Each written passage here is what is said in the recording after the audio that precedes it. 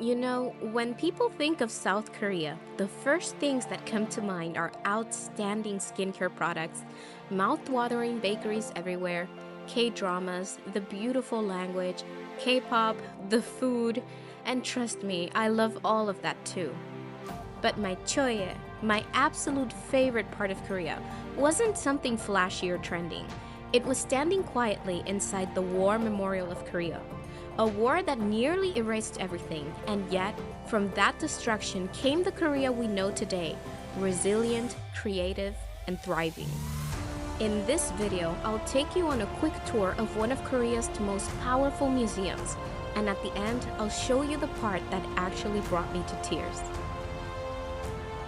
The museum is located in Yongsan, Seoul, and it opened in 1994. It was built on the former site of the Korean Army headquarters and created to remember Korea's military history, especially the Korean War, while always keeping in mind the hope for peace and reunification. Inside you'll find 6 exhibition halls and an outdoor area with over 6,300 artifacts on display, including war memorabilia and military equipment from Korea, the US, and China. As you enter, the Memorial Hall sets the tone. This solemn space is the heart of the museum, dedicated to honoring those who sacrificed their lives in defense of the country. At the center stands the Memorial Tower, beneath which lies the Scroll of Fallen Heroes, accompanied by subdued lighting, ambient music, and a peaceful atmosphere. The museum also covers the history of the Korean War in detail. Across multiple rooms, from its earliest roots in prehistoric times to early 20th century, exhibits cover the 3 kingdoms, Goguryeo, Baekje, and Silla, each known for their cultural achievements, Buddhist influence, and military power, followed by the Goryeo and Joseon dynasties, including traditional weapons, armor, and strategic innovations. One of the standout artifacts here is a replica of the famous Jeokbukseon, or turtle ship, a 16th century armored warship used by Admiral Yi Sun-sing during the Imjin War against Japanese invaders. Along with ancient battle murals, swords, and maps, you can witness Korea's long-standing legacy of defending its land. The second major section focuses on the Korean War, from 1950 to 1953, and it is divided into 3 separate rooms.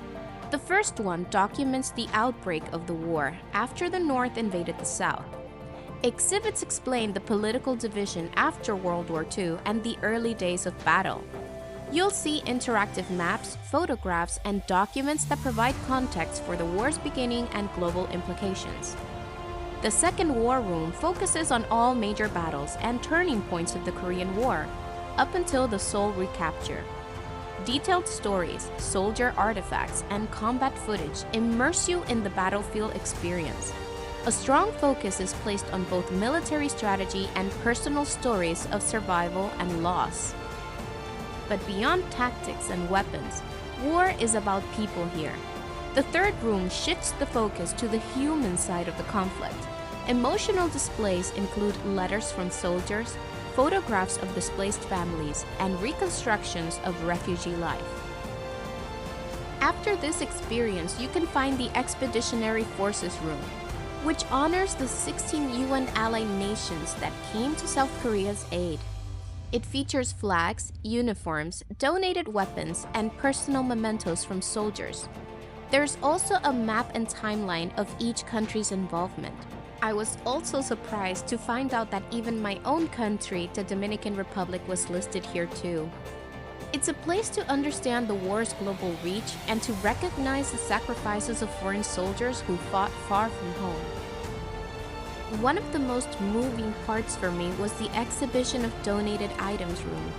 From medals, handwritten notes, and even family keepsakes to household items used during wartime.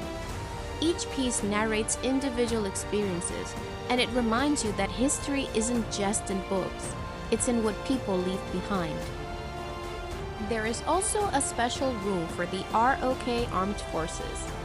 Here we see how the Republic of Korea's military rose from the ashes, focusing from its early rebuilding to today's advanced technology and international peacekeeping roles. This room exhibits modern weapons, communication gear, uniforms, and interactive screens explaining each branch of the armed forces. Located partially indoors, you'll find the exhibition of large military equipment. This section showcases tanks, artillery, aircraft parts, and other heavy equipment used by Korean and Allied forces. Displays explain the specs and historical use of each machine, giving you an up-close look at its firepower and technology. Right when you're finishing your tour, outside the main museum, you'll find over 100 full-sized military vehicles, fighter jets, helicopters, naval vessels, tanks, and missile systems. This area is not only educational but family-friendly too. Many pieces are accessible for photos and exploration.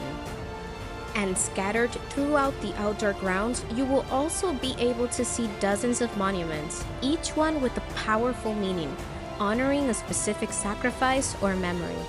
But this was the part that moved me to tears.